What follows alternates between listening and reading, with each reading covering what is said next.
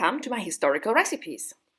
Sugar in pre-modern times was an expensive treat. Therefore, it was used with care and mixed with other precious ingredients, as in this rose sugar from the Swiss cookbook Ein schön Kochbuch from 1559. It's fairly easy. Just remember that it needs to stand in the sun for a couple of weeks. All you need is fresh rose petals, untreated, washed and dried, and the double amount in weight of sugar. I used 50 grams rose petals and 100 grams of sugar.